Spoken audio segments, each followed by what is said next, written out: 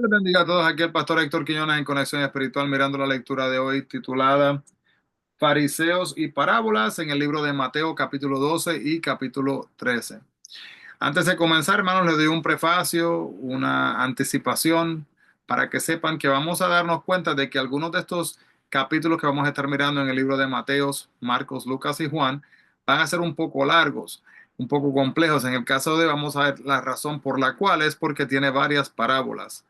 Estas parábolas tienen enseñanzas y literalmente cada una sección pequeña podría traer suficientes principios, valores y elementos que deben de ser así mismo estudiados y compartidos. Así que les dejo saber para que saquen un momento y puedan así leerlo con calma, ya que hay mucha información que cubrir. Amado Dios, gracias Padre por esta oportunidad que nos das de reunirnos, de estudiar tu palabra. Señor, te agradecemos, Padre, por continuar diariamente alentándonos, dándonos la fortaleza, Señor, y la motivación necesaria, Padre, para continuar diariamente. Pedimos, Padre, en este momento, Señor, que tú nos ayudes a poder entender tu palabra, dándonos sabiduría, y asimismo, Padre, que tu Espíritu Santo guíe nuestros pasos, nuestro entendimiento, para que así podamos aplicar todos los valores y principios que son compartidos en tu palabra. En el nombre de Jesús lo pedimos, mi Dios. Amén y amén. Así que hermanos, el momento crucial en el Evangelio de Mateo ocurre en el capítulo 12. El antagonismo cada vez más creciente de los líderes religiosos judíos explota en denuncia abierta contra Jesús. Atribuyen asimismo sus milagros al poder de Satanás, demandaron aún otra señal que justificara los reclamos mesiánicos de Jesús. Por su rechazo, por la dureza de su corazón, Jesús comienza a hablarles en parábolas que son historias de la vida diaria, cuyo profundo significado espiritual es explicado únicamente a sus discípulos. Después entonces de una ruda recepción en su propio pueblo, Nazaret, Jesús cruza el mar de Galilea a las regiones de Tiro y Sidón para escapar de la creciente oposición. Entonces, ¿qué vemos entonces en estos momentos? En el capítulo 12 podemos ver que los fariseos entonces habían establecido 39 categorías generales de actividades prohibidas en el día de reposo. Estaban basadas en las interpretaciones de la ley de Dios, en las tradiciones judías y las prácticas que ellos tenían. Cosechar era una de esas prohibiciones. Según los líderes religiosos, el arrancar espigas de trigo y sobarlas en sus manos, los discípulos estaban técnicamente cosechando. Jesús y los discípulos no estaban trabajando en el día de reposo. Los fariseos, sin embargo, no pudieron y no quisieron ver más allá del, de lo técnico, ¿verdad? De las leyes en lo que estaba pasando en ese momento. Ese es el capítulo 2, 1 y 2. Esa historia se registra en 1 Samuel 21, del 1 al 6, y cada semana se reemplazaban los panes de la proposición y los sacerdotes comían los mismos. Los panes que recibió David fueron los que habían sido reemplazados. A pesar de que los sacerdotes eran los únicos que podían comer de esos panes, Dios no castigó a David porque su necesidad era más importante que los puntos técnicos y legalistas de él no comer de esto. Jesús estaba diciendo, si ustedes me condenan, tendrán también que condenar a David, algo que los líderes religiosos no podían hacer sin originar un alboroto entre la gente. Y debe de enfatizarse que Jesús no estaba apoyando la desobediencia a las leyes de Dios, hermanos, sino que enfatiza lo que es la importancia a tener discernimiento y compasión al aplicar las leyes. Discernimiento, hermanos, es a entender a diferenciar, ¿verdad? El Espíritu Santo nos da discernimiento, nos ayuda a diferenciar entre lo bueno y lo malo. Los 10 mandamientos prohibían trabajar en el día de reposo, como dice Éxodo 20, del 8 al 11. Esa era la letra de la ley, pero como el propósito del día de reposo era descansar y adorar a Dios, los sacerdotes podían trabajar para llevar a cabo los sacrificios y conducir los cultos, asimismo, de adoración. Esta labor sabática servía y rendía culto a Dios. Jesús siempre enfatizó la intención de la ley. Los fariseos sabían, se habían olvidado del espíritu de la ley y en forma rígida demandaban que se obedeciera al pie de la letra su interpretación asimismo de la misma. Los fariseos se preocupaban tanto de los rituales religiosos que olvidaban el propósito del templo, llevar a la gente a Dios. Como Cristo es mayor que el templo, ¿quién mejor que Él puede conducir a la gente a sí mismo hacia Dios? Jesús repitió a los fariseos palabras que los judíos habían oído muchas veces a través de su historia en Primera de Samuel 15 del 22 al 23, Salmo 40 del 6 al 8 y también Isaías 1 del 11 al 17 y Jeremías 7 del 21 al 23 y Oseas 6:6. La actitud de nuestro corazón hacia Dios es primero. Solo así podemos con propiedad obedecer y conservar las regulaciones y rituales religiosos. Cuando Jesús dijo que era Señor del día de reposo, proclamó ser más importante que la ley y estar por encima de ella. Para los fariseos esto era una herejía. No se daban cuenta de que Jesús, el Hijo de Dios, era el creador del día de reposo. El creador es siempre más grande que la creación. Por esta razón, Jesús tenía la autoridad de dejar sin efecto sus tradiciones y regulaciones. Al referirse al hombre con la mano deformada en el capítulo 12, versículo 10, seca, los fariseos trataron de enredar a Jesús preguntándole si era legal sanar en el día de reposo. Las reglas decían, disculpen, que se podía brindar ayuda a la gente en día de reposo solo si era una cuestión de vida o muerte. Jesús sanó en el día de reposo varias veces y ninguna de ellas podría calificarse como emergencias. Si Jesús hubiera asimismo esperado hasta el día siguiente, se sometía a la autoridad de los fariseos y aceptaba que sus leyes mezquinas eran iguales a la ley asimismo de Jesús, la ley de Dios. Eh, entonces Jesús dejó claro delante de todas sus normas y pudo así demostrar también que la manera que ellos estaban actuando y estaban procesando la obediencia, estaban literalmente haciendo lo erróneo delante de Dios. Los fariseos del el 12 capítulo 12 versículo 14 planearon la muerte de Jesús porque estaban furiosos. Jesús había desacatado su autoridad, como dice en Lucas capítulo 6:11, y había puesto al descubierto sus aviesas actitudes delante de la multitud de la sinagoga. Hasta ahora Jesús había estado confrontando con agresividad la hipocresía de los fariseos, pero decide salir de la sinagoga antes de que se desarrolle una mayor confrontación porque no le había llegado la hora de morir. Todavía tenía mucho que enseñar a sus discípulos y a la gente. 12:16. Entonces Jesús no quería que las personas que él sanaba lo dieran a conocer a otros porque no quería que la gente acudiera a él por motivos impropios, sino que la gente le buscara a él en espíritu y en verdad por quien él era, no porque era la persona que le podía sanar. Así que Mateo citaba a menudo el Antiguo Testamento porque quería demostrar a los judíos que Jesús era el Mesías. Para los judíos la Biblia era la autoridad suprema y creían que anunciaban a un Mesías, pero no que Jesús lo fuera. Mateo les mostró que Jesús era el Mesías prometido y esta profecía en particular enseñaba que el Mesías no iba a ser el conquistador pomposo que los judíos esperaban, sino un manso juez, como dice Isaías capítulo 42 del 1 al 7. La gente esperaba que el Mesías fuera un rey. Esta referencia a la profecía de Isaías 42, 1 al 4, muestra que él sí es rey, pero describe qué clase de rey. Calmo, gentil, que brinda justicia a las naciones. Y como la multitud a veces queremos que Cristo tenga autoridad de rey y traiga consigo victorias notables y visibles a nuestra vida. Pero con frecuencia su obra es silenciosa y la realiza, hermano, en el momento que podemos creer que sea aún menos inoportuno. Antes habían acusado a Jesús de haber estado asimismo aliados al príncipe de los demonios en el capítulo 9 versículo 34. Los fariseos trataban de desacreditarlo, apelando a las emociones. Y como no querían creer que él fuera Dios, decían que actuaba de acuerdo con Satanás. Y a Jesús no le fue difícil, ¿verdad?, mostrar la necedad del argumento de ellos. Qué locura, pues está trabajando, pues estaba atacando entonces a sus súbditos, ¿verdad?, con los que estaba trabajando, sus compañeros. Una cosa totalmente ilógica.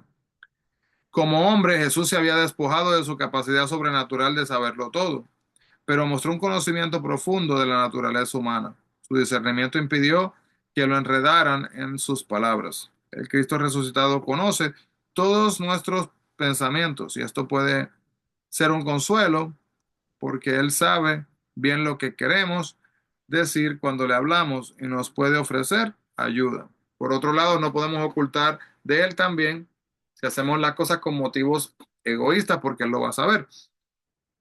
Entonces, al nacer Jesús, el poder de Satanás, a su control, se vieron trastornados. En el desierto, Jesús salió airoso de la tentación y la resurrección anuló el arma final de Satanás, la muerte. Al final Satanás será atado por siempre, como dice Apocalipsis capítulo 20, versículo 10, y la maldad no pervertirá más la tierra. Jesús tiene poder y autoridad total sobre Satanás y sus fuerzas. Es imposible ser neutral en la relación con Dios. Cualquiera que no le esté siguiendo activamente lo ha rechazado. Así que mire, hermano, el pensar, voy a decidir qué voy a hacer, significa que no estamos haciéndolo. O estamos sirviéndole a Dios o no estamos sirviéndole a Dios. No hay un medio, no hay un tibio, no estoy que tal, que estoy medio metido. No existe. O estoy con Dios o estoy en contra de Dios. Rechazar la voz del Espíritu Santo cuando intenta convencernos de pecado es blasfemar contra Él.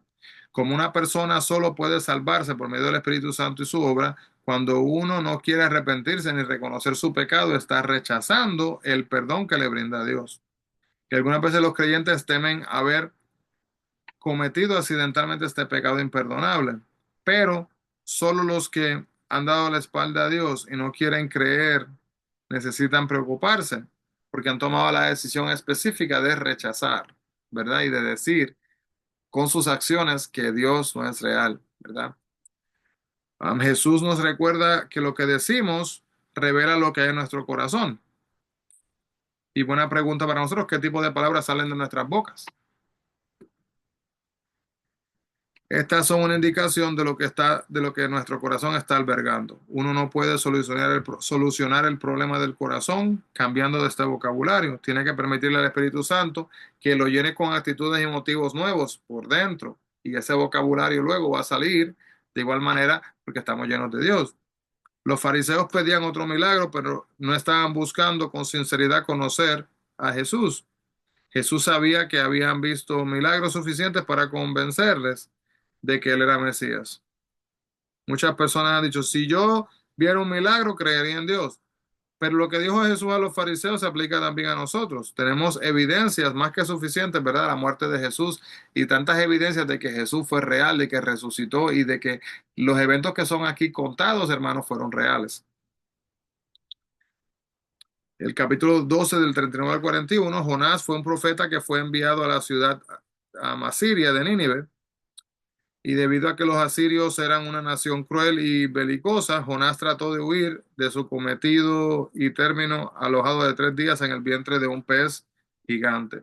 Fijémonos aquí, hermanos, no sabemos exactamente, ¿verdad? No sabemos que haya sido una ballena. Siempre se le enseña muchas veces le enseña a los niños que fuera una ballena. Lo único que sabemos es que es un pez grande. Bueno, y la ballena no son necesariamente los peces, los animales marinos más grandes del mundo, que algunas veces la gente hace esa relación. Pero bueno, él terminó entonces cuando salió de mala gana, fue a Nínive, predicó el mensaje de Dios y vio a la ciudad arrepentirse. Por contraste, cuando Jesús vino a los suyos, estos no quisieron arrepentirse. Aquí está diciendo con claridad que su resurrección probaría que él era el Mesías. En los días de Jonás, Nínive era la capital del imperio asirio y eran tan poderosos como malos. Jonás 1:2. Pero toda la ciudad se arrepintió como respuesta al mensaje de Jonás. Y la reina de Sabá viajó una gran distancia para ver a Salomón, rey de Israel, y aprendió de su gran sabiduría. Capítulo 12, 43 a 45. Jesús estaba describiendo la actitud de Israel y los líderes religiosos en particular. Si uno se limpia la vida, pero no la llena de Dios, deja espacio suficiente para que entre Satanás. El libro de Esdras registra cómo la gente se apartó de la idolatría, pero no la reemplazaron con amor a Dios y obediencia. Desear alejarnos del pecado es el primer paso, pero luego debemos de llenar nuestra vida con la palabra de Dios y el Espíritu Santo. Así que el capítulo 12, del 46 al 50, nos muestra que Jesús no estaba eludiendo a su familia terrena. Por el contrario, antes ya había criticado a los líderes judíos por no tomar en cuenta el mandato antiguo de honrar a sus padres en el capítulo 15, versículo 1 al 2. Entonces, Juan, colgado en la cruz, se ocupó del bienestar de su madre, como dice Juan 19, del 25 al 27. Su madre María y su hermano Santiago estuvieron presentes en el aposento alto en Pentecostés, en Hechos capítulo 1, versículo 14. Así que Jesús más bien estaba enfatizando que la relación espiritual une tanto como la física. Entonces Jesús utilizó muchas ilustraciones o parábolas a las multitudes. En sus parábolas comparaba algo conocido con algo que no lo era. La parábola lo que hacía era que motivaba al oyente a sí mismo a descubrir la verdad y al mismo tiempo ocultaba la verdad de los que eran demasiado ociosos o tercos para verla. Debemos de tener cuidado de forzar el sentido de las parábolas haciéndolas decir lo que no dicen. Todas las parábolas tienen un significado a menos que Jesús lo haya especificado de otra manera. Así que el capítulo 13, versículo 8, vemos acá que esta parábola debe de animar a los sembradores espirituales que enseñen y prediquen y guíen a otros. El agricultor siembra buena semilla, pero no todas le brindan un rendimiento óptimo. Algunas semillas no germinan y no todas las plantas que crecen ofrecen el mismo resultado. No se sienta, hermano, hermana, desalentado si tiene la impresión de que nadie le escucha a pesar de que predica con fidelidad la palabra de Dios. La fe no se puede forzar a traer resultados conforme a una fórmula matemática. Los oídos humanos captan muchos sonidos, pero hay una audición más profunda que resulta en la comprensión espiritual. Y si usted busca con sinceridad la voluntad de Dios, tiene una audición espiritual y estas parábolas le darán nuevas perspectivas. Cuando Jesús hablaba en parábolas, no estaba ocultando la verdad de los sinceros, lo que eran verdad, los que eran receptivos a la verdad espiritual, comprendía las ilustraciones, para los demás no eran, como dije, historias sin sentido, sino que esto permitió que Jesús diera alimento espiritual a los que tenían hambre, a la vez que impidió a sus enemigos hacerle caer a sí mismo también en trampas que hubieran sido impactadas, impactándole sus vidas a través de lo que es el tiempo. Esta frase en el capítulo 13, versículo 12, que tenemos es la obligación de usar bien lo que tenemos. Cuando uno rechaza a Dios, esa dureza de corazón ciega la poca comprensión que así mismo se tenga. Esta profecía se halla en Isaías 6 9 al 10, perdón. Este es el capítulo 13 del 14 al 16. Y el versículo 22, hermanos, qué fácil es estar de acuerdo con Cristo cuando no se tiene intención de obedecerle. Es fácil hablar en contra de la ansiedad de la vida y los engaños de las riquezas, y aún así no hacer nada por modificar nuestros propios caminos. La idea es, hermanos, que a la luz, ¿verdad?, de la vida eterna con Dios, no podemos justificar nuestras preocupaciones. Tenemos responsabilidades. En el capítulo 13-23, los cuatro tipos de terrenos se representan las diferentes respuestas que podemos obtener al enunciar el mensaje de Dios. Algunas personas están endurecidas, otras son superficiales, otras tienen demasiadas preocupaciones que los distraen y algunos son receptivos. ¿Cómo está enraizada la palabra de Dios a sí mismo en su vida? Y otra pregunta de reflexión, ¿qué tipo de terreno tiene usted? Capítulo 13-24, Jesús da el significado de la ilustración en los versículos 36 al 43. Todas las parábolas en este capítulo nos hablan de Dios y su reino. Explican que el reino en oposición explican que que es el reino, perdón, en oposición y también lo que son nuestras expectativas en cuanto a este. Los cardos verdes que son mencionados en el capítulo 13-30 y los tallos verdes del trigo tienen un parecido y no pueden diferenciarse hasta que crecen y están listos para la cosecha. Los cardos, que son los que no creen, y el trigo, que vienen siendo los creyentes, deben de vivir lado a lado en este mundo. Dios permite que los que no creen permanezcan un tiempo, como el agricultor permite que los cardos permanezcan para no arrancar con ellos el trigo. En la cosecha, sin embargo, los cardos se arrancan y se ponen a un lado y luego la siega o el juicio de Dios, en este caso, de toda la humanidad, se acerca. Debemos de prepararnos y asegurándonos, hermanos, de que nunca perdamos nuestra fe y que nuestra fe siempre tiene que ser genuina. La semilla de mostaza es una de las semillas más pequeñas que existen en el capítulo 13, versículos 31 y 32. Jesús empleó esa ilustración para mostrar que el reino tiene comienzos insignificantes, pero crecerá y producirá resultados asimismo notables. Entonces, en aquellos otros pasajes también que podemos ver, en el capítulo 13:33, perdón, la levadura es con frecuencia un símbolo de lo malo o contaminado. Aquí es un símbolo positivo de crecimiento. A pesar de que parece un ingrediente menor, impacta toda la masa. El capítulo 40 al 43, al fin del mundo, los ángeles separarán a los malos de los que no lo son. En las iglesias hay creyentes verdaderos y falsos, pero debemos de ser cautelosos de nuestro juicio porque solamente Dios está calificado para hacer la separación final. No está en usted, hermano, ni está en mi persona que estemos ahí juzgando, ¿verdad? Tiene que ser todo al tiempo de Dios, la manera que Dios, y nosotros buscando edificarle y honrarle a los que nos rodean de igual manera. Honrarle a Dios y edificarle a los que nos rodean. Mateo usa con frecuencia estos términos para referirse al juicio venidero en el capítulo 13:42. El lloro indica tristeza o remordimiento y el crujir de dientes, ansiedad y dolor extremos. Los que dicen que no les importa lo que suceda después de la muerte no tienen idea de lo que dicen. Serán castigados por venir en forma egoísta e irreverente e indiferentes hacia Dios. Los que aceptan el favor de Dios, hermanos, van a resplandecer y en fuente, ¿verdad? Con lo que es con fuerte contraste con los que reciben su condena.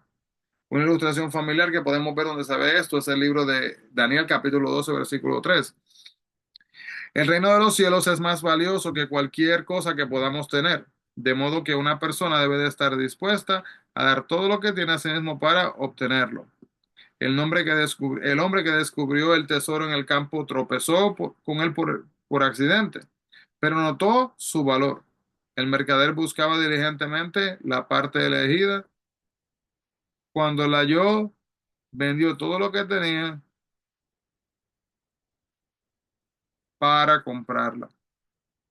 Entonces, la parábola, hermanos, cuando se habla de lo que es de la red del pescador, tiene el mismo significado que la parábola de la cizaña. Estamos para hacer la voluntad de Dios y hablar a otros de su gracia y bondad, pero no estamos en condiciones de decir quién forma parte del reino de los cielos y quién no. Así que esta separación va a ser hecha directamente por Dios, hermano, no por ninguno de nosotros. Así que hay un beneficio doble en comprender y utilizar el Antiguo Testamento y el Nuevo Testamento. El Antiguo Testamento señala a Jesús el Mesías. Jesús siempre reconoció la autoridad y la relevancia de esta parte de las Escrituras. El Nuevo Testamento revela entonces a sí mismo a Cristo mismo, el que está ahora disponible a todo que venga y que le acepte su reino espiritual. Entonces, los líderes religiosos, sin embargo, se estancaron en lo que era en el Antiguo Testamento e ignoraron el Nuevo. Buscaban asimismo un reino precedido de juicio. Jesús, en cambio, enseñó a sí mismo que el reino era en el presente y el juicio en el futuro. Los líderes religiosos buscaban un reino temporal y físico, como para una rebelión militar y un gobierno humano, pero no vieron el significado espiritual de los que el significado espiritual que el reino de Dios, el reino de Cristo estaba trayendo en esos momentos. Entonces, el versículo 55 del capítulo 13 nos muestra que los residentes del pueblo donde creció Jesús desde niño y habían estado relacionados con su familia y no podían creer su mensaje. Estaban cerrados. Jesús había ido a ellos como profeta y los profetas demandaban una respuesta a una verdad espiritual impopular. No prestaron atención al mensaje eterno porque no podían ver más allá del hombre. En otras palabras, hermanos, se pusieron como si estuvieran vendando sus ojos literalmente y en vez de ver a Jesús por el Maestro, por el Mesías, por el enviado, por el que va a liberarlos, ¿verdad? Le vio como una persona que no estaba haciéndolo correcto, o una persona que no tenía esa habilidad, ¿verdad? No tenía esa autoridad. Disculpen, entonces, el capítulo 13:57 nos muestra que Jesús no fue el primer profeta rechazado en su país. Jeremías experimentó el rechazo de su pueblo natal y aún de su propia familia en Jeremías 12, capítulo 12, versículos 5 y 6. Y Jesús hizo pocos milagros en su propia tierra. ¿Y por qué fue que Jesús hizo pocos pecados en su propia tierra? Hermanos, un punto bien importante. A causa de la incredulidad de la gente de su pueblo. La incredulidad ciega a las personas a la verdad y hurta sus esperanzas. Este pueblo perdió al Mesías. Si no puede ver las obras de Dios, tal vez es por su incredulidad. Crea que Dios puede obrar con poder en su vida y esté a la expectativa. Mire con los ojos de la fe. Y aquí concluimos, hermano, con el capítulo 13. Tanta información, ¿verdad? Pero como podemos ver, las enseñanzas de las parábolas, espero que hayan podido comprender y aprender. Amado Dios, gracias, Padre, por tu palabra. Gracias por el recordatorio, Señor, de cómo tú esperas que nosotros seamos, cómo esperas que así mismo actuemos, Señor. Te pedimos de una manera especial, Señor, que bendigas cada hermano, cada hermana que han tomado este tiempo, Señor, para compartir acá con nosotros. Te pedimos así mismo, Señor, que les guíes de acuerdo a tu voluntad y así mismo si en algún momento decidiera utilizar, Señor, así mismo en nuestras vidas el deseo y la oportunidad para honrar a Dios, si deseáramos utilizar estas oportunidades, estos momentos donde Dios aparece en nuestras vidas, estas citas, ¿verdad? Que aparecen literalmente de la nada, que no las estamos esperando. Ayúdanos, Señor, a través de tus ojos a poder ver situaciones donde podemos hacer una diferencia. Ayúdanos a identificarla y que podamos ser de bendición así mismo de acuerdo a tu plan y propósito. En el nombre de Jesús, mi Cristo. Amén y amén. Dios le bendiga y le guarde, hermano. No se olvide, busquemos la presencia del Señor. Bendiciones a todos.